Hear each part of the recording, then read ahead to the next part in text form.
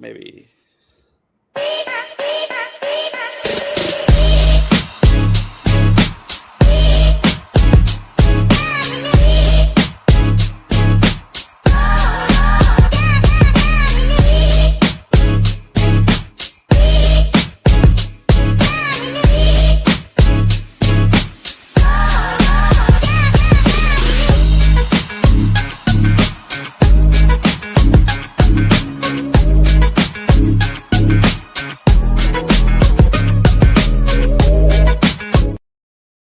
Welcome back. As you can see, I'm not a graphic designer, and that took me about, not gonna lie, 20 minutes to make. And my co-host in the other show laughed at me that it took me that long to make because of how bad it is. And it's just been a thing. I've been playing it 30-second countdown ever since. So how is it? Everybody who doesn't know, this is Candace from Seahawks360Pod, formerly known as Sports Ethos Seahawks. And she's here to talk with us about the NFC Championship game coming up. How are you doing? Absolutely. I'm great. Thank you for having me. Really appreciate being on. Super excited to talk football. This is, a super exciting moment for me because the Seahawks, haven't really been good since I've been like covering the team or anything. They've been like mediocre, right? It's been like mid, right? I've only been doing it for a few years. So anyway, this is really cool. Really excited to talk about this matchup. I think this really is, to me, the Super Bowl of the NFL. Yeah. These are the two best teams, no question. So, yeah, thanks for having me. Yeah, we talked a little bit about it last. I literally just did a show right before this, so I'll feel like I'm repeating myself, but I'm not. I promise. If I do, just let me know because I don't know. I'm just gonna say the same thing twice. But realistically, I'll start you off with the same question that I started off last show. 1 to 10, how excited are you? And 1 to 10, how nervous are you? I think I'm like probably 12. Yeah, 12. Excited. I am, in terms of nervous, I'm really not that nervous. Maybe a 2. It's I know the day of, like, I'll probably just get more incrementally nervous as the day goes on just because anticipation, but I would have felt really terrible about losing to the 49ers, period. This Rams team, they match up really well with us. They were universally considered the best team for most of the year. And, if they lose to the Rams, it's going to suck. No question.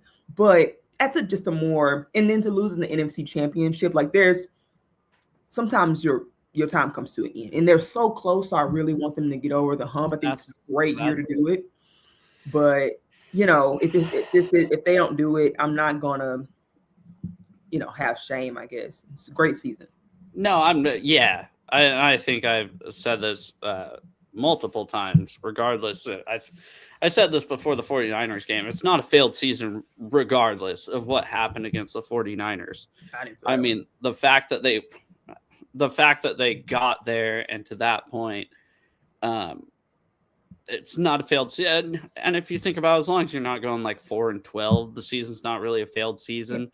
Because realistically, I kind of said a little bit about this last week too. It's the reason we want our team to win in the playoffs is because we want the opportunity to watch them next week, right? Like that's kind of thing with the Huskies is they made a bowl game and I'm like, all right, they don't make the playoffs, whatever, they would have got dominated anyways. I just wanted to watch them one more week, but this team's so good to where I think we can watch them throughout the end, and that's why nervous. I'm like an 8 or a 9, and excited I'm like a 5. Oh, wow. I don't want this thing to end. I like waking up in the morning thinking, okay, we got a game this weekend that's really important, and I get it. It's got to end regardless in 2 weeks, whether we win or lose this game or that game. But boy, am I nervous. I'm a basket case, even compared to last week. So, yeah, that's funny. I that's an interesting perspective for sure. I definitely see why you feel that way. I guess because we're so close to the end and not many teams get here, I'm not going to say I'm quite happy to be here because I think this team deserves to be here, to be frank. But I'm just sort of present in the moment, like I'm taking it all in. I'm like just excited for what's to come, and they're playing a really good team. I don't think they have anything to lose. I mean, yes, they can lose the game, but I mean, in terms of the season, right? Like they don't have anything to lose. This is further than I thought they'd get. I thought they could get into the playoffs. I thought they could maybe win a game.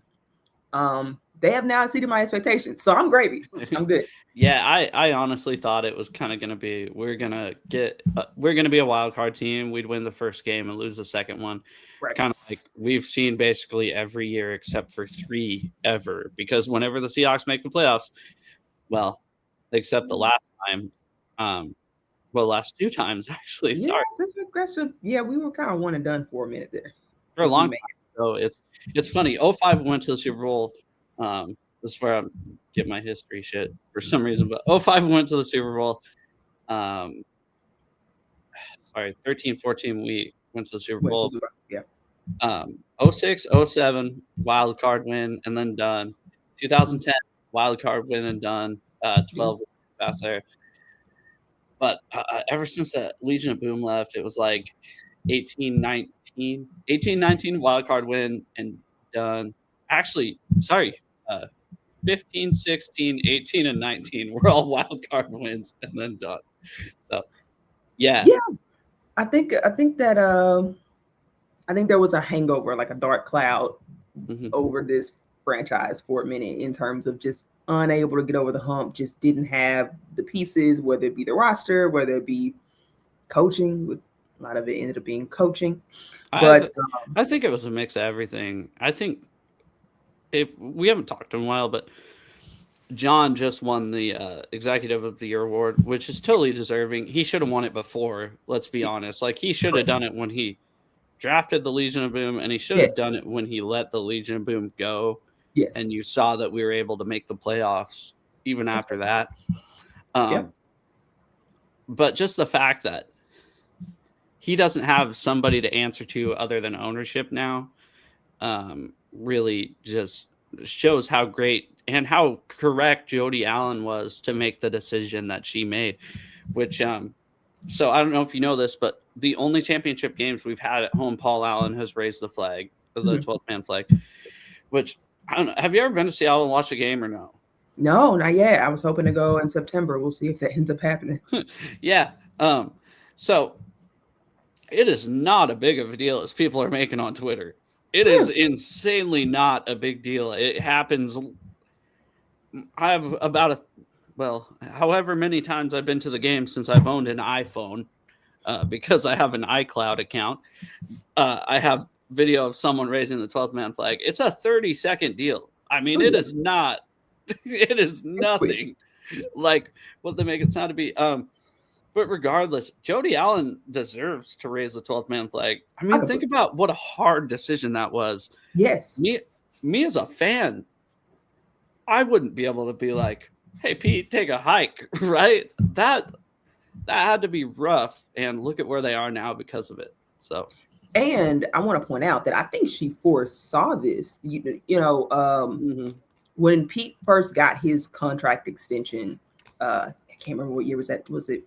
He's got a few of them around the Let Rush Cook, right? Like right around that era, because people were surprised. They were like, "Really, we extended Pete?" And well, they extended Pete and John in the same year too. They did, but they extended John 6 years, and Pete had 5.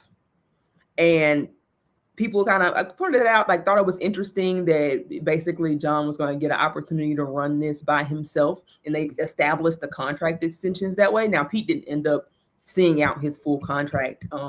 Obviously, they let him go, but I think they made that decision that it was going to be Pete goes away.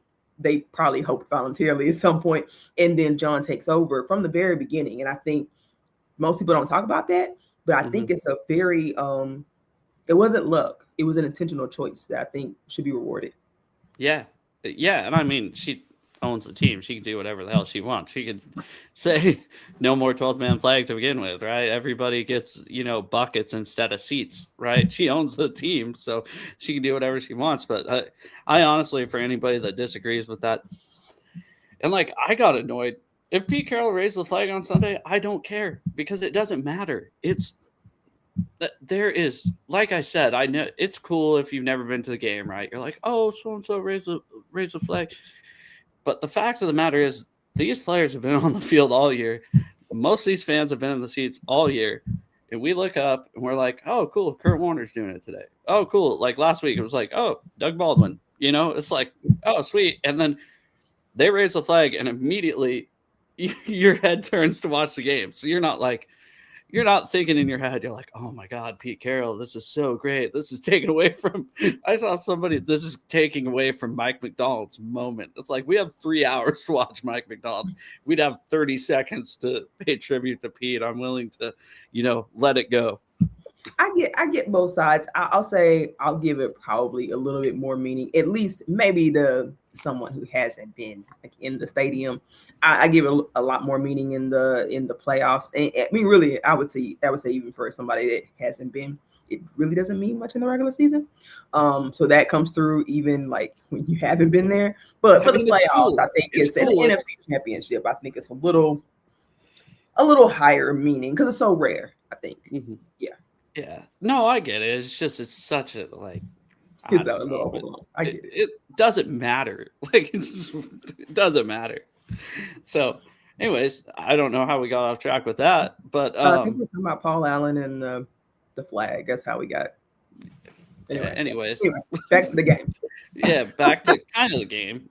This team honestly has been so awesome. I think another talking point that I've kind of seen on really it's just national media, and I've kind of stayed off Twitter. I've stayed off national media. I just been turning on the radio every day and just listen to local stuff, which is what I normally do. But I inherently this week did not click on like the Pat McAfee show going, the Seahawks are good. Where did this come from?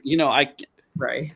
Like Saban said, dude, that's rat poison. And I'm a fan. I have nothing to do with any of this, but I'm like, I'm not trying to see them get their flowers before we win, right?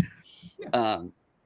But a lot of what I see is, oh man, Darnold, this game's too big for him. Darnold versus Stafford. And I don't know how you feel. This game is not about Darnold versus Stafford.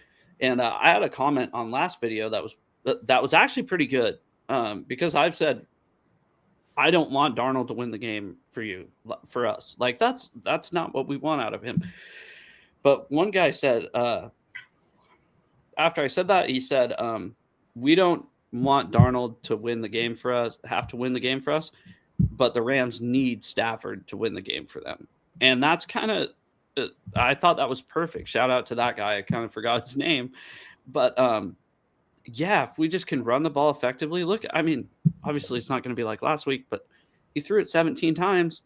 And there was a point in the game when I looked up and he had like 70 passing yards. And I was like, don't really have to throw it, So I'd like to see something, obviously not that one-sided, but I'd like to see something like that. Yeah, I could see a couple of approaches. I could see sort of a similar. Obviously, Sam's going to have to do more than he did the last week. Like that's not going to happen again. But I could see a scenario where the Rams kind of sell out this time to stop the run. And then at that point, it does become more on Sam and the offense. But I don't think that they're incapable of doing that. I just think they've been taking what the defense has given them. Like to this point, they were super explosive at the beginning of the year because most teams didn't care about the Seahawks running the ball. So it's like, hey, run the ball. And most of the time we couldn't do so that effectively anyway. So then it just kept. And then when eventually the Seahawks have, hey, run, like now we can dominate in the run game. If it went backwards, and all of a sudden we start seeing some explosive plays, or we finally see Rashid Shaheed get involved in the pass game for once, other than like drawing a pass interference. Like if we begin to see that, it wouldn't surprise me. But that's what I kind of love about this team is that they've won so many different ways. We've seen them win so many different ways that to me it doesn't. There are a lot of different ways I can see the script playing out, but I still see the Seahawks having an advantage as long as they can remain somewhat turnover free. Yeah. Yeah, and this has to be my favorite comment of the day. Sawyer Todd says, "Yo, Yeah. what's happening, Sawyer Todd?" Yo, Sorry, that threw me off there. But yeah, and I've said it before. This team has won shootouts. This team has won ugly games, like against the Colts, right? But another thing is, everybody was talking shit on Sam. We've seen Sam against the Cardinals put together a drive to win the game. We've seen him against the Colts put together a drive to win a game, and both those were field goals. We've seen him against the Rams put together a drive. I can't remember if he threw for a touchdown pass or somebody ran it in, but put together a drive, score a touchdown, throw for a 2-point conversion. Yep. We've seen him be clutch, right? Mm-hmm. It's just 49ers. Both weeks. Well, not yeah, it's more of like, it's not the end of the game other than the 49ers and Buccaneers game, which are really, we only lost 3 games. So 2 of the 3 losses we had were late turnovers by Darnold. But it's been mainly the boneheaded middle of the game plays that kill us. And I don't know if you've seen this in Pro Football Focus, I guess, and this is just hearsay off the radio, but I kind of trust them. They're professionals and I'm not. But Darnold's like middle of the pack when it comes to turnover-worthy plays, but he's like first in turnovers. Yes. And Stafford is also middle of the pack for turnover-worthy plays, but he's close to, I guess, the bottom or top, how you look at it. He turns the ball over the least. Right. And then Matt Hasselbeck came on, and I kind of put this together when he said it. He's like, the key to this game for me is capitalizing if Stafford throws you the ball, catch it, right, if you're the defense. And we saw that. I brought this up last show. We saw that with Josh Jobe in overtime, the play before Puka had that touchdown. We could have had the ball back. We could have drove down 20 yards, and we could have kicked a field goal and gotten out of there. It would have been less dramatic, but it would have been nice. Yes. But he's given us opportunities to get the ball back. We just haven't taken advantage of it. Yeah, most teams don't. I think it's a little savvy on Matthew Stafford's part. I don't think it's completely coincidence. I've heard like you can like put a little extra mustard on it if you aren't confident about the throw or something to make it hard for the DB to catch. I mean, like I feel like there are little nuances like that that sort of make the difference. But yeah, so to me, the Sam Darnold narrative, what's been the most frustrating for me is just the goalpost moving, because that's what it is. The whole thing was, you can't win in playoffs, you can't win in big moments, you can't win you a game, right? And you just went down the list, and so all these examples of he's been able to do it, and now people are like, oh, well, it's not enough like style points. Like he didn't have to do a lot, so it still doesn't count. And I'm like, it counts. Like you didn't say from the beginning he had to do it and he had to build with style points. Like this team wasn't made. And you hated Darnold. Look at you. Look at you go. I hated Darnold. I really did. I did. Yeah, that's what I mean. Look at you. You're willing to say. I didn't like the guy, but I don't like goalpost moving. And I don't think that's fair to someone that's proven a point, proved the narrative wrong, and then you're just gonna be like, oh well, he didn't like have 300 yards, so And I'm like, yeah. Look, but he won. Like that's the point. That's all that matters. This team. That's what I'm saying. It's not Sam Darnold versus Matt Stafford. It is the Seahawks against the Rams. And if you want to say it's the Seahawks versus Matt Stafford, that's fine, because I think you do need Stafford to play a great game to beat us on defense. Yes. But I don't think Darnold needs to play. Now, I'm not saying throw 4 interceptions, right? But the fact of the matter is he threw 4 interceptions in that first. That was another national media thing I saw. Sorry, I'm just rambling on, but pretty good. Somebody said the Rams outplayed the Seahawks for 7 quarters out of the 8 that they played, and the Seahawks just won the 4th quarter of the second game. Did you watch the first game? If Sam Darnold just took a knee on every play instead of pass the ball, we'd have won that game easy. Yes. You can't throw 4 interceptions and win the game, but we almost did. Yeah. If it wasn't for the best punt of all time that I've ever seen. Yeah. And we still drove it down the field and gave Jason Myers an opportunity to kick a 60-yard field goal indoors, right? It's not like this was at Soldier Field in December. I don't know. I just think they look at the score and that's all they look at, and then they watch the Thursday night game because that's the only game on TV, right? And that's the only one that people are watching. So the first game is a lot closer than people think.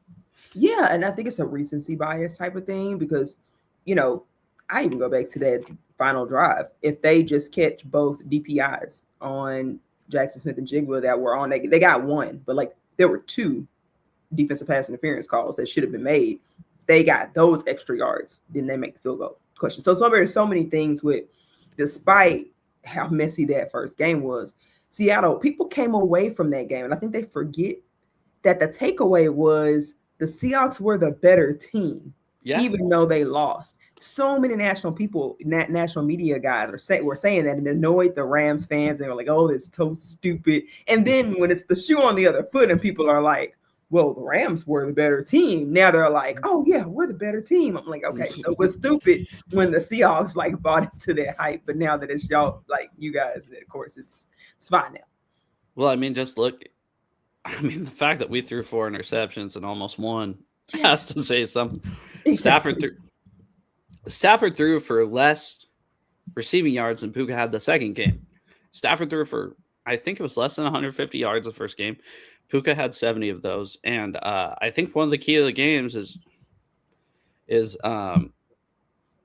limiting Puka Nacua, because Devontae Adams was playing for them the first game.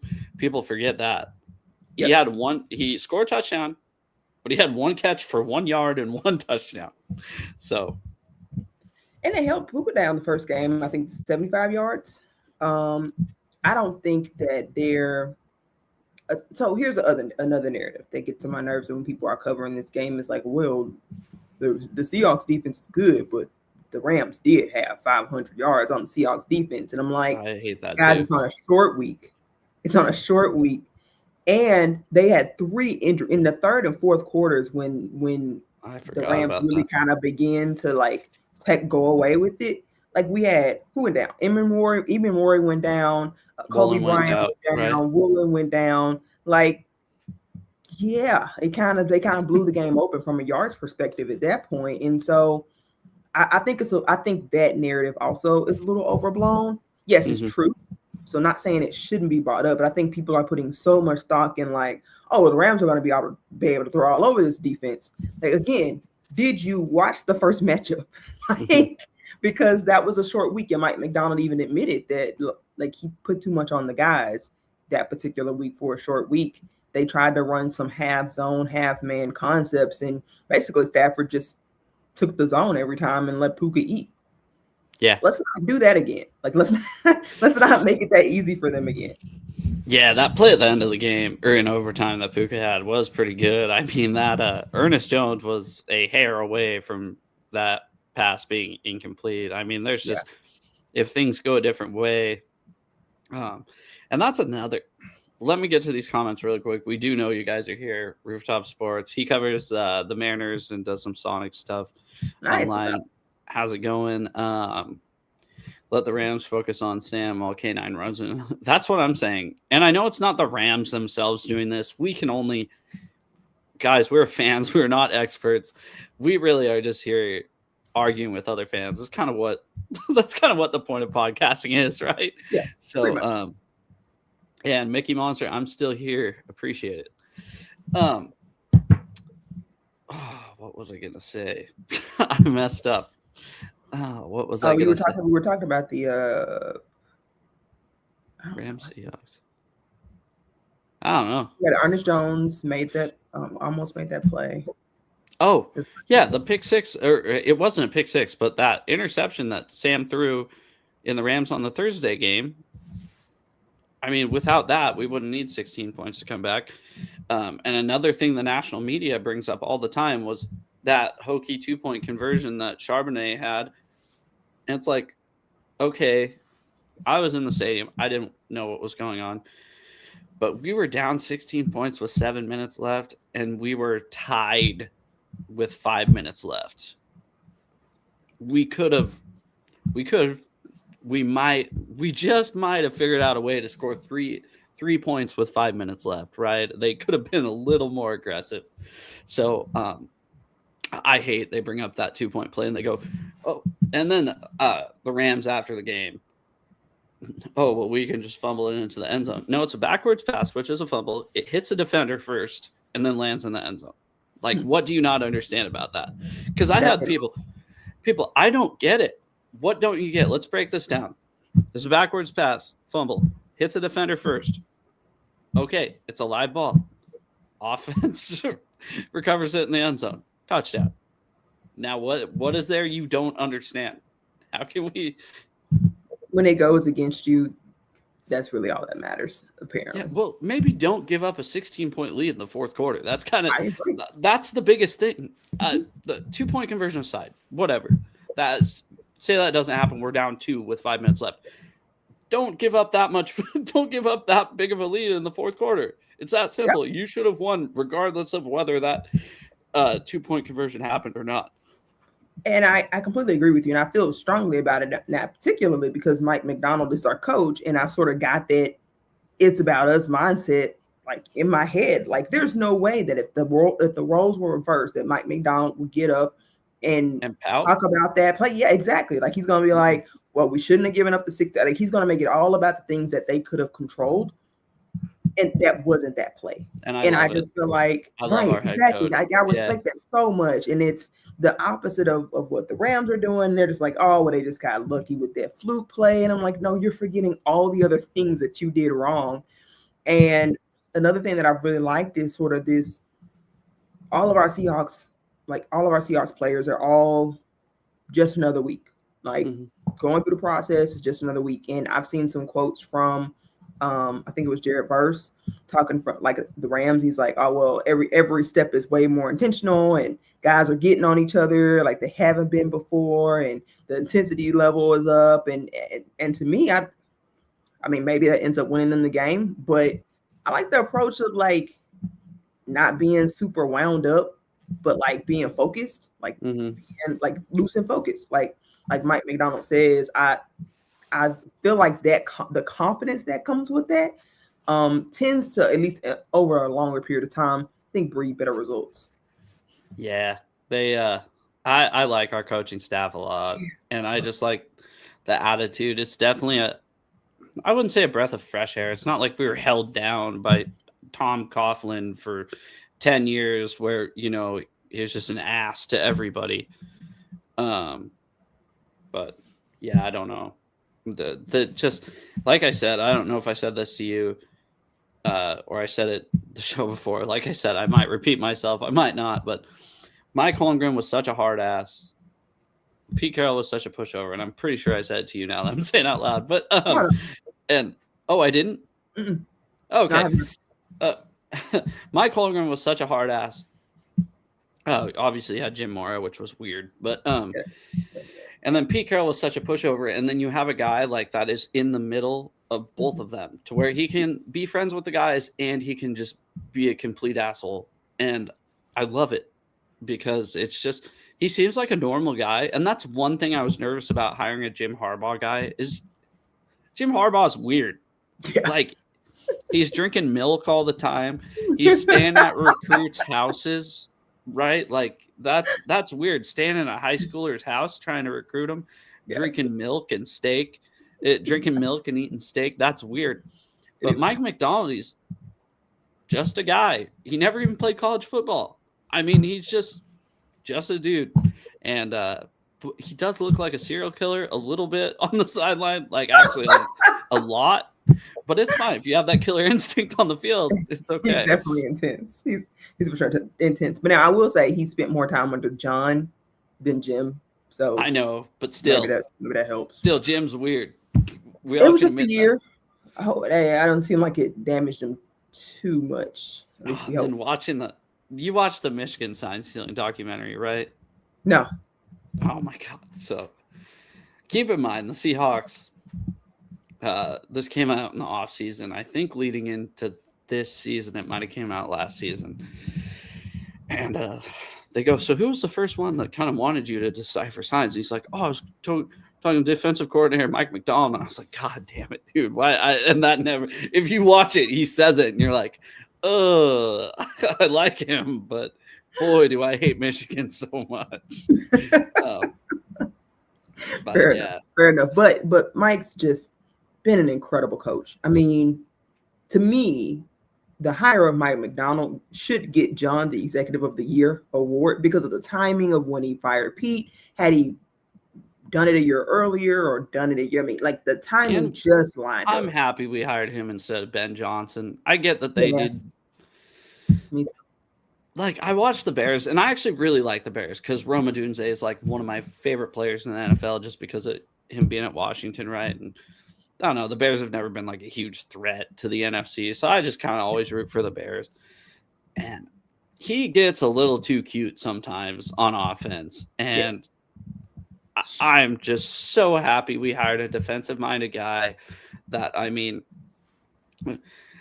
I can tell you what, I don't think the Bears are the best offense in the NFL, but I think the Seahawks, even towards the tail end of last year, are the best defense in the NFL. So, yeah, I would agree. I think they are the best unit, and it's Ben Johnson's.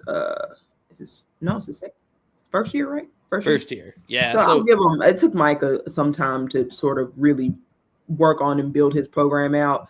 But really, the Bears should have won that game. I mean, we shouldn't be here. We should be talking about the Bears because the Panthers should have won the wild card game. I don't know if you watched that.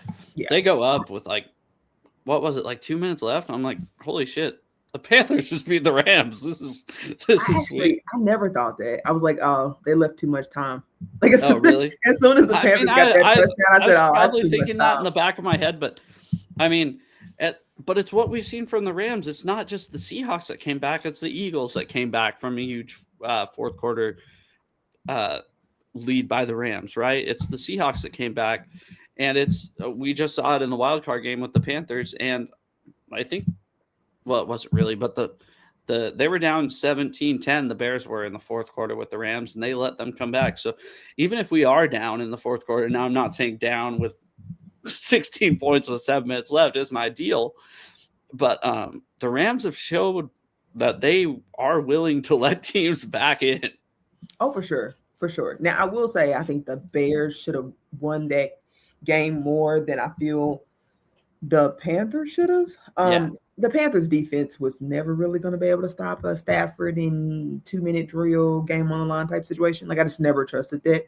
Or just the whole game. They scored like 37 points. Yeah, sure. But if the Bears had done nothing else but like kick a field goal when you're in field goal range. Yep, I was going to bring that up. They don't actually get into overtime. Like, then it's not actually a game anymore. It's simple. Take the points. I hate this new. I'm glad you're outsmarting everyone else. Like, it's stop. At that point, it becomes predictable. People start expecting you to go for it on fourth down, and then you lose your competitive edge. What's the point? Take the point. So I was gonna actually. I forgot about it, but I was gonna bring that up. Like, and that's one thing. Even the Seahawks against the Rams, the first game, I get you're inside the 5-yard line, go for it on fourth down, but I watched some of these games, and it's not just the Bears. It's not just the Lions and the Bears, right? Because it's not just Ben Johnson, Dan Campbell. You're watching these games, and you're like, what are you guys doing? It's every playoff game this year. Yeah. And you're like, you're watching it. I don't remember who it was, but I was like, do they know they can kick? they can kick a field goal, and get 3 points. They don't have to go. You're on the 35. It's 4th and 3. You don't have to go for it. And I really don't care. Every time ESPN's on, analytics say, screw that. Coach with your gut sometimes, Yeah. In these playoff games especially, I've been surprised with how often we've seen it in the playoffs. I can kind of see teams playing around with that in the regular season, but like when it's win or go home, you really want to give up those 3 points? Like, even if the conditions are crappy, and I get sometimes the kickers miss big opportunities, but at least you would have made the right. But they were close. It's not like they were very far. It's not like you're sending the guy out for even a 45-yard field goal in the snow. I mean, right. They were within the 15-yard line. Yeah. So it's been pretty embarrassing, honestly. But anyway, I wanted to ask, do you feel like, I know you're super nervous about this game. Like, do you feel like the Seahawks are you nervous because you feel like they're going to lose, or like, No. how do you feel like the game will play out? I was this nervous going into last week. I'm nervous because this could be the last week I watch my team play. I told you that at the very beginning. It's like, I was pissed off that the Huskies, I don't care what bowl the Huskies play in, but I was pissed off that it was December 13th because I'm like, really? The season's going to be over after December 13th? Like, that sucks. You know, I want a New Year's Eve bowl or something like that. But how I think it's going to go, or how I want it to go, because I think they're a little bit different. I'd love to hear both. So how I want it to go, obviously I know it's not going to happen like last week, but I want to be able to get to Stafford because we've only sacked him 2 times in each game. No, they haven't. 2, or was it not 2 times? None. They've sacked him none. They got Really? QB hits. They got QB hits. Oh, but not okay. sacks. Well, anyways. Yeah, no sacks. Thanks, Rooftop. I appreciate that. God, why did you call me out? I hate that. No, I'm just kidding. No, sorry, but yeah, they're probably gonna say it in the chat. But yeah, no, I like. I just, even the way that they were getting to Stafford in the first game, which I could have swore they had at least 1 sack the first game, because they were getting. They did. Yeah, they were getting pressure on him in the first game. Yeah. If we could have the defense play like we did in the first game, right? And then, I mean, not even that good, maybe half as good as we played in the first game. And then the offense just not turn the ball over. I think that's definitely a key to victory, right? Yeah, hard to disagree with you. I think it does end up being I think the defense really shows up. I think they've got a chip on their shoulder about giving up that many points. Typically, when Mike Macdonald feels like he did a bad job, like, there's nobody I trust more to cook up a game plan that's going to be like absolute shutdown mode. To me, this game and how it plays out comes down to how well can they defend the run in the first quarter. Because in both games, really, Rams got out to a dominant run game. It kind of allowed the Rams to do whatever they wanted to do from that point. Now, first game, though, that was just that one drive they had. They had one drive on us. Was it 2? It was 2. The first 2 drives, and then they like shut it off like a faucet, right? Okay, that's what it was. Yeah. Then the next game, because the first drive they went for it on 4th down. Yeah, correct. That's what it was. Sorry. Yeah, no, you're good. Then that second game, they couldn't figure it out till second half, right? They do always eventually figure it out, but if the Seahawks can, from the jump, cut off that run game without having to like wait for adjustments or chess match, that puts the Seahawks automatically at an advantage, and I'll feel so much better about the game if I can see that from our defense. Because my takeaway, I know the Sam Darnold interceptions weren't great, but my takeaway, especially early in the game, because the first quarter, the Seahawks offense looked really good. They actually had the lead. I was like, what the heck is going on with my defense? Like, why is my defense on the field so long? On the Thursday game? Yeah, in the Thursday game. Like, yeah. That was my because that screen pass to JSN opened the game. Mm-hmm. Yeah, I kind of forgot about that. I should have rewatched both. I should have rewatched at least one of the games before I came on here and talked about it with you, but it like comes back to me as we're but yeah, that screen pass. But yeah, they came out like gangbusters. They came out, I mean, K9, they had the run game going. He started running, like, it was probably one of the best opening drives I've seen this season against the Rams, right? So I loved that. And I was like, cool, if my defense could just get a stop. I'm like waiting. And it just didn't happen until the second half. It was crazy. Yeah. And then, like I said before, Sam, that interception that he threw was basically a free 6 points to the Rams because, I mean, they returned it to the 1. It might as well have been a pick 6. So. Right. Yeah, exactly. And I will say those types of interceptions I think were different. To me, those interceptions were a little bit more indicative of Clint Kubiak, in my humble opinion, than actually Sam Darnold, because that was just the Rams playing on Seahawks tendencies. That was just them knowing that if this down and distance, they normally do this, I'm going to jump the route. I know if this goal line situation, they're not accounting for this. Let's the drop defensive tackle. Yeah, let's the defensive tackle dropping back yes. and doing his best. For Leonard him Williams to know to catch that ball to me speaks to it. Like they know your tendencies, dude. So like, I'm hoping Clint Kubiak in round 3 is like, cool. You guys can sit on the sticks if you want to. We're gonna run a double move, JSN double move, and then like catch you off guard like that and burn you that way to get them. Like they keep jumping the routes because they don't anticipate, like they know exactly what Clint Kubiak's doing. Break tendency, dude, and throw these dudes off. I think if they do that, then frankly they can win comfortably. Yeah.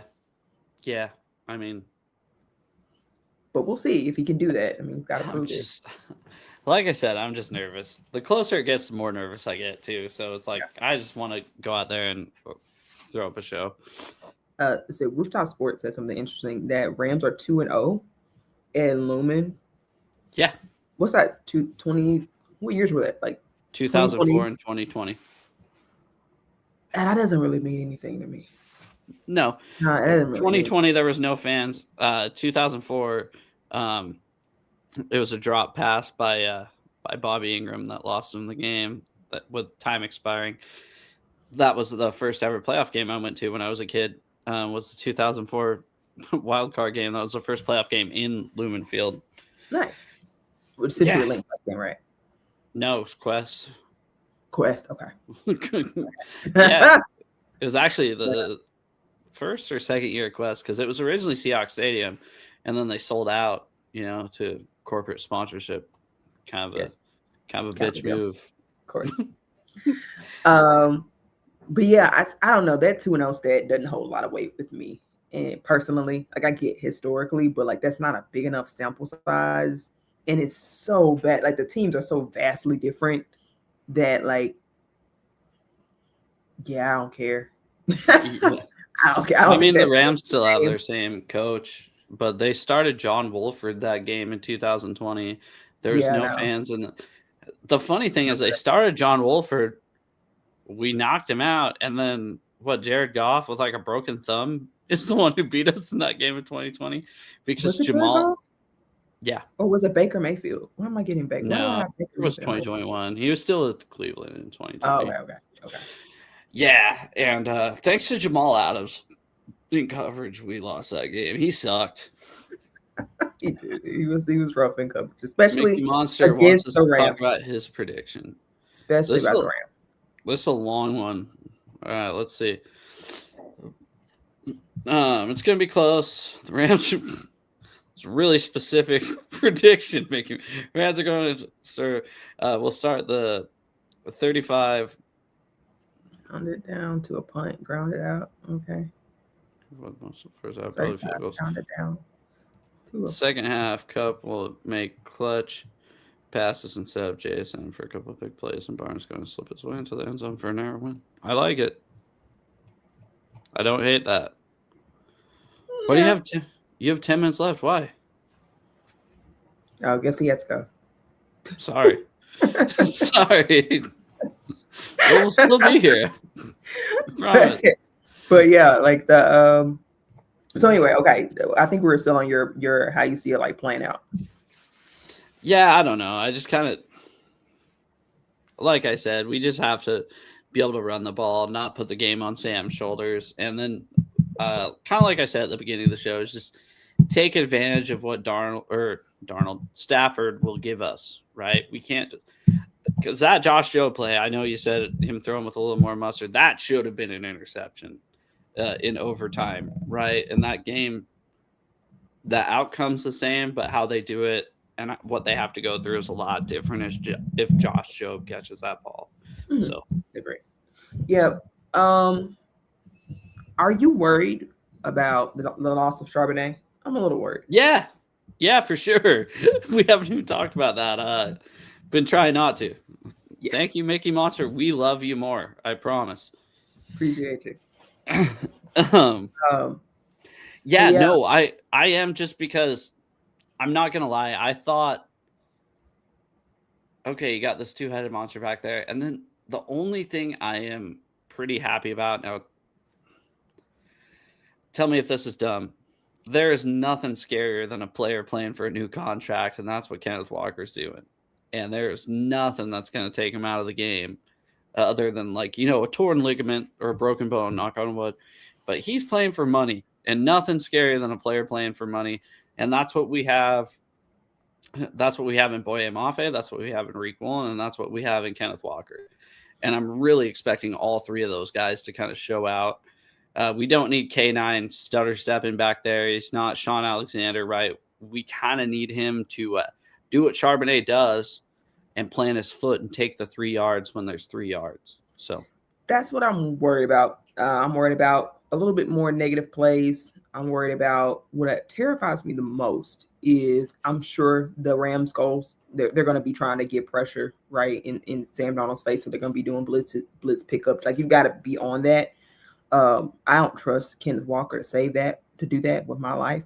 In fact, I think the sack Sam Darnold did take, like, I distinctly remember watching K9 get completely burned on the blitz pickup. And so I'm really worried about that, how that frazzles Sam, because he can be frazzled. There's no question about that. And yeah, I'm really worried about the Rams being able to hone in on K9's run style, where I feel like the Charbonnet K9 combo kept you on your toes. I worry, especially after he went off, you know, in that last game. I think they're going to plan to do things that, you know, like holds him back or like puts the worst part of like gets the worst out of K9, right? So how funny would it be if this was underrated? How funny would it be if this was just a huge Cam Akers game? Ew. He just comes back against his former team and doesn't. Oh, that was another thing that people forget about the second matchup on Thursday night. How about that Cup fumble? I remember saying, sorry, I just, like I said, flashbacks kind of because I didn't rewatch the game, but just watch it. That happened. I go, you're not playing for LA anymore. I was so pissed when he fumbled that ball because that's the difference between having to go for 2 twice, right? Like, that's 3 points easy right there. It should have been 6. It should have been 6. But because he's wide open. Like Rooftop says, we have Alani coming back. I'm a little nervous for that just because he hasn't been back. Right. But it definitely is better than Velus Jones Jr. I think is kind of. I texted my friend I do that show with on Tuesdays. Remember the Shaheed end around last game? Right. I saw him at the stadium. I go, I see 32. I'm like, is that Velus Jones? And I text him and he goes, no, that's Shaheed. And then he texts me right back. He goes, oh, wait, yeah, no, that was Velus Jones in the game. So it kind of reminds me of when they had to like play Kristen Michael and was it Alex Collins, guys like that. We don't need that. We need K9 to stay healthy. And you know what? I'm kind of thinking back to our last conversation, and I apologize. I'm going completely back on this. I love the split carries because it has, and I know you didn't like the split carries. No, I didn't. But boy, is Kenneth Walker happy or healthy. And sure. We're happy because of That's true. That's true. It worked out in the end. And I think they eventually figured it out. What was frustrating for me was watching them use them both the wrong way. Like, stop giving Charbonnet end arounds. Like, stop doing that. Like, stop running out of shotgun with Zach Charbonnet. Like, it's gonna be blown up. Like, they just seem like they put them both in the worst possible position and then rotated them out. And so as the season went on, they got better at learning what each guy does well and then putting them in the best position. And if you're going to do that, I can live with it a lot better. But we just kind of got the worst of each for a little minute there, especially the first like 4 or 5 weeks. Really, the first 13. It wasn't that bad the whole time. They had some improvement. I noticed some improvement around week 10. So when did we play the Steelers? Was that week 2 or 3? Week 2? Played the Steelers. Steelers week 2. Yeah. Okay. So week 2 was the last time someone rushed for 100 yards until the Rams game on Thursday night. that was the second time we had 100-yard rushers. And I know they split their carries, right? But it was just nuts that was a stat for a while. I was paying attention to like success rate or like how often they yards per carry. Negative plays. Like the negative plays were killing us in the beginning, and that got better after like week 6 or 7. Because the negative plays were pretty. Like it seemed like every other play, K9 was just dancing in the backfield, getting like losing 10 yards to get, I don't know, just crazy, stupid stuff. And that's why I can't stand the stutter step. We don't have the offensive line. Like I was just saying on the last show, we don't have. Sean Alexander could do that because he had one of the greatest offensive lines in front of him. I mean, he could dance around back there all day and still at least get back to the line of scrimmage. Right. Now, I'm not saying the 2025 Seahawks offensive line is bad. It's definitely better than we thought we were getting coming into the season, aside from number 75, who might be worse than what we thought we were getting. No, dude, don't even. The eye test, go ahead. Actually, no. I'm gonna give now. Don't embarrass me. Where's some wood? Not on wood. Please don't embarrass me, Anthony. I'm actually pretty proud of the progress. I am not. Yeah, I am. I'll tell you, I didn't rewatch this last 49ers game. I watched the one behind him. They ran a power left play. K9 got it. Was he pulled right. He pulled to the B gap. Yeah. There were 2 guys, right? There was 6, Mustafa and another guy. Okay, elementary, right? Pee-wee football. You're 7 years old. You're learning how to block. Chop your feet, get your hands inside. He had 2 guys, and instead of like picking the inside guy, or even he didn't even pick the outside guy. He put his arms out like he was going to clothesline both of them. They just went around him and tackled him for a loss. That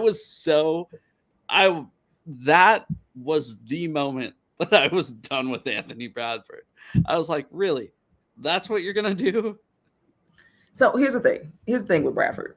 He's going to have maybe 2 or 3 plays a game that just make you think he's the worst football player on earth because it looks really bad. Bad. His bad is like you're not an NFL player bad. Like worse than Stone. That's what on his bad plays. Yeah. But what makes him better than people, like I know people give him a bunch of crap for those plays that look terrible, and you could make a cut up make him look like the worst player in the world. You can. But the reality is if you look at every snap, he also has a ton of good plays in there. And he's also consistent, more consistent than any option they've had at right guard, frankly, for some time, despite how bad his bads look. His lowlights are like the worst I've ever seen from an offensive lineman. But he doesn't do them frequently enough. He even stopped with the penalties. Now, again, get some wood. Yeah, me too. That's what I've been doing this whole time. I would say basically anything. This whole show. Now, I'm not knock on wood, but I'm saying like I've even seen him progress, right? Like he's gotten better. And the system doesn't naturally fit him. So like his bad plays have decreased. It doesn't kill plays like it used to kill plays because he used to single-handedly kill drives, right? Like we don't get that stuff anymore. And so if you get 2 or 3 really bad plays, the reality of the situation I don't think most people know is almost every right guard sucks in the league. Like everybody but 3. They all suck. They stink. Anthony Bradford, if you look at all the charts, he's like mediocre. And we know how bad he is sometimes. Like there are way worse guys than Anthony Bradford. Period. So I'll agree with what you say a little bit because I remember vividly watching the Panthers game. We took me and my wife took my daughter home from the hospital that day. So we're at home, we're watching the second half, and I go, God damn it. And because it was just a boneheaded play, right? Like him just basically, not doing his kickbacks, or his kick steps, and just a guy just walking around him. It looked like the ball was snapped and he just stood up. You're like, what are you doing? And I'm talking shit about him. And the very next play, he makes a lead block downfield. And I don't remember anything, but other than that, and I go, all right, whatever. Because you're right. He does execute sometimes, especially on those screens a lot. I see him downfield a lot on those screens. But boy, when he pulled on that play, I was so done with him. I was like, you've got to be. That's the most embarrassing play I've ever seen. He just went like this. He just put his arms out. He's like, what do I do? No, it pisses me off more when you get the screenshots of like him turned around looking at Sam Darnold, like, hey, look out. Like, bro. Not even screenshots, just like watch the plays. And you're like, all right, you have to imagine being the offensive line coach, right? Which me and you know nothing about playing offensive line in the NFL. And you have to, and we're like, holy shit, this is bad. Now you have to imagine being like the offensive line coach going, all right, Tony B, what's going on?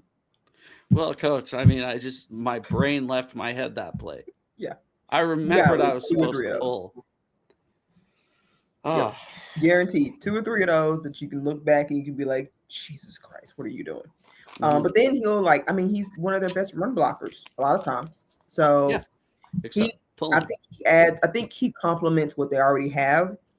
And honestly, folks need to brace themselves. He might be back. I'm just saying. The draft looks awful, especially for right guards. So the draft looks awful except for like 5 players. Exactly. He might be back. I do like this comment. Sergeant Jordan was the one that said that Stafford has to play, or the Rams have to place the game on Stafford's shoulders. Mm-hmm. He said our O-line is the best it's been in a long time. Yes, at least I totally agree. Oh, yeah, for sure. No, I don't think it's a question. It's functional. Yeah, Sundell, boy, I didn't think that I'd be happy with Sundell, like, knock on wood, but I mean, at the beginning of the year, we're starting Jalen Sundell at center. And now, I mean, we saw Olu in there a couple of games, and I think Sundell is head and shoulders above Olu. Yeah, so I was cool with the Sundell move because I liked that someone beat out a predicted starter. Mm-hmm. So I figured they had to be good. Like, I figured Mike Macdonald wasn't letting anyone who didn't especially because they wanted Olu. Like, Olu came in as the presumptive starter. He had to win that job, and it was so tit for tat for so long. I was like, well, if he's won it, like, it's even better. Olu as a backup is like great to me. So I was fine with Sundell, and I kind of liked his upside from last year even. So I was cool with it. I was a little nervous when they brought him back for that Rams matchup because Olu did help the run game a little bit more. In the run game, I was just worried that it wouldn't be so good. It was a Colts game when they ran like 50 yards or something. I was like, oh dear God. Yeah, we kicked 6 field goals that game. I remember. Yeah. I was there, obviously, and I was just like, this kind of sucks. This isn't fun. No, and then Phillip Rivers, I'll give Phillip Rivers credit that game. He was getting the ball out fast. But like I said, no NFL experience, no college experience. And I'm going, hey, they're going to run the ball up the middle, first and second down, throw a short pass on third down every time. And they did it every time. And Phillip Rivers, whenever he threw the ball past 5 yards, was so out of sync with his receivers. To be fair, he'd been there like 4 days. I don't blame him for that.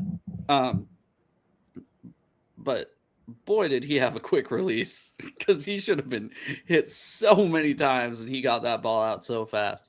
I don't even think it was about his quick release. I just think, honestly, Mike Macdonald probably had one of his worst play calling games of all time. In that Colts game, because they basically let him do what the only thing they could do, and Mike Macdonald didn't really try to stop them. I think they just figured they can come out and win, honestly. Yeah, and they did. I don't think they tried. Barely. Yeah, they didn't try.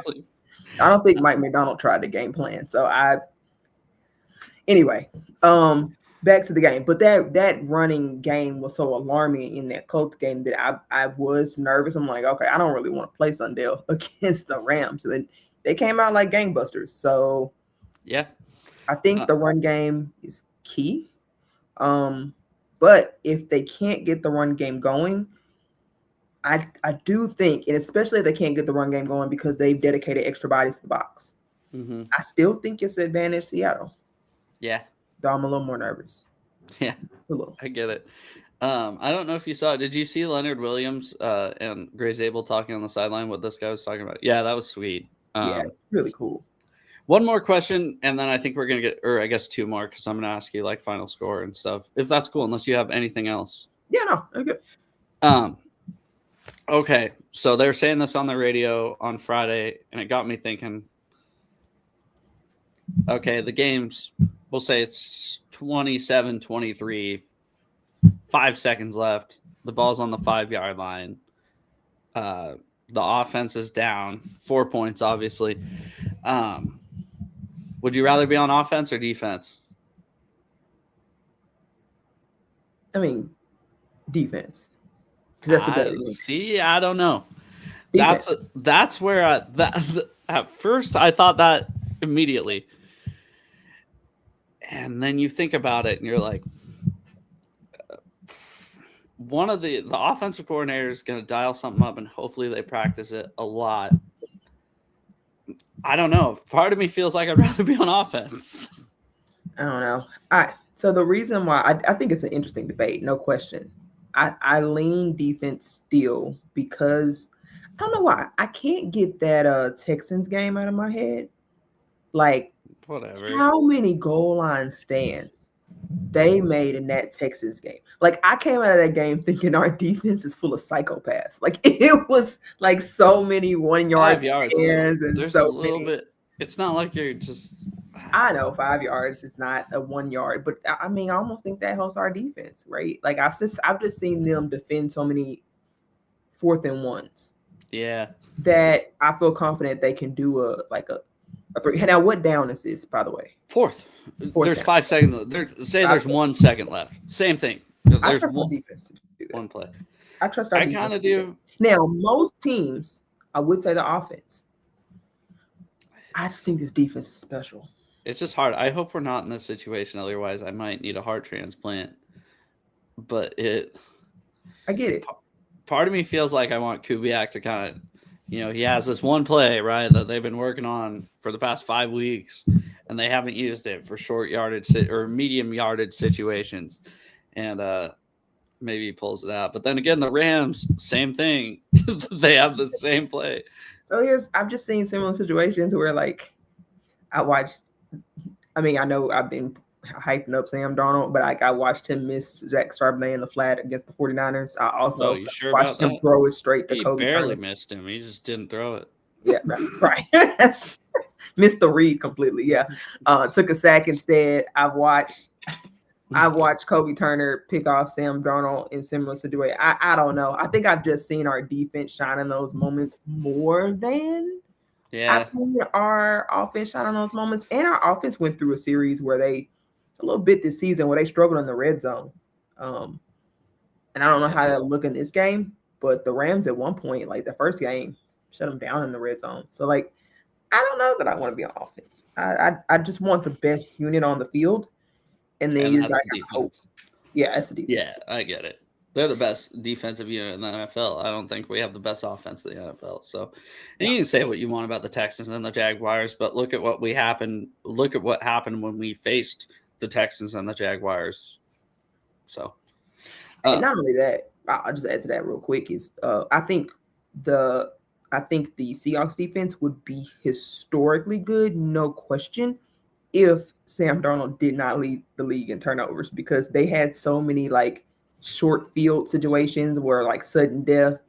Now they got to stop somebody from getting like a field goal and they end up getting 3 points. Like, I think there's a bunch of points on this defense's head that they didn't earn, frankly. I think if you hold I'm not saying this is going to happen, but say you hold the Rams to 17 points and you win the game, right? And the Seahawks go in, and that one's actually, say the defense dominates the Rams offense, which is kind of, it is feasible to think could happen, but we're not expecting that to happen. The Super Bowl, they could dominate the Patriots or the Broncos. offensively. They could dominate them. And this team could go down as one of the best defenses, top 10 in history. Kind of like the 2000 Ravens gave up 34 points to, I forget who it was. I'm just saying this defense is, it's not as many big names as the Legion of Boom. It's not as many big names. Even the 2000 Ravens, I mean, Tony Saragusa wasn't a big name. I mean, you just had Ray Lewis and Rod Woodson. I couldn't name another defensive back on that team. Yeah. But yeah. Anyways, it's just a solid. I agree with you that they're on the verge of being historically great. I just think they would have been run away historically great if the offense didn't put them in such crappy positions. I think they could be like 2015 Broncos great, if that makes sense. I think they're there. I think they're closer to LOB than people give credit for. But I get why we don't make that comparison. I get it. I don't. I think they're just so different. They're very different. The Legion of Boom had the guys. Now, not saying that this team doesn't have great talent, but they had Earl Thomas back there and they had Richard Sherman on the left side of the field to say, okay, we're going to line up, we're going to play this game, and we're going to show you what we're running. We're either going to run cover 3, cover 1, or sometimes cover 2 and beat us. See what we're going to rush 4 guys every time. See what happens. They did. But if you look at the production, I don't know if you've seen the flyer going around. If you look at the production between the two teams, it's actually really similar. Like game when you go no, I don't. All that stuff. I don't doubt it. I truly don't doubt it. But I'm just saying it's a different style. Oh, for sure. Like the coaching definitely. It's completely. This is definitely more of a smart team than the Legion of Boom. It's more technical. Guys have to be in the right. I mean, look at Ty Okada. I mean, Ty Okada's been playing the role of Cam Chancellor at part of the season. I don't think that would have been a thing with the 2013 Seahawks. You can't take Chris Margos, who was the backup strong safety back then, and replace Cam Chancellor with him. So, and it's like defensive front led. Like the dominant part is like the defensive front, and everything else kind of like fills out around that. So it is completely. But that's not. I kind of love that. I love that it's different. I love that it's its own thing. Yeah. Sorry. Let's just get a final score and your prediction really quick, and then I think I'm gonna get out of here if that's okay with you. Yeah, I'm thinking. I'm back and forth with this quite a bit, but I'm thinking 21-19 Seahawks. I think it's close. I think the defense does show a much better performance against that Rams offense. We'll see. Yeah, I'm going 27-23 Seahawks, and that's what I did the last. I mean, not a super high. Yeah. Pardon? Not the final scenario you put in your head. Well, I just said that because that was the first score, the score I picked on the first podcast I did a minute ago. So, I mean, it could be freaking 10-6 for all I care, as long as we win. It could be 2-0. It could be 3-2. As long as we win, we're going to the Super Bowl. It don't matter. That'd be rough to sit through. Oh, I don't care. Right. It's the NFC Championship. As long as we win, I really don't care. That is true. Fair enough. Well, I appreciate you having me on, Joe. It's always fun talking it up with you. And hopefully, we have our opportunity to continue to talk about this team. Man, that'll be awesome. And you know what? To be honest, before we get out of here, this team is coming back next year. I mean, there's not many guys leaving. I mean, it's going to – I'm not just saying next year. I'm saying maybe the next 3 to 5 years. I'd keep an eye out on this team regardless, because I think they have the opportunity with the way that John Schneider's running things up front and the way that Mike Macdonald's running things actually in the building. I think this team has an opportunity to do what the Legion of Boom didn't and, win a couple. Yep. So we got to win one first, right? So, right. Yep. One step at a time. All right. Well, get to the Super Bowl first. Yeah. Thanks again. We will talk to you later. Thanks to everybody in the chat.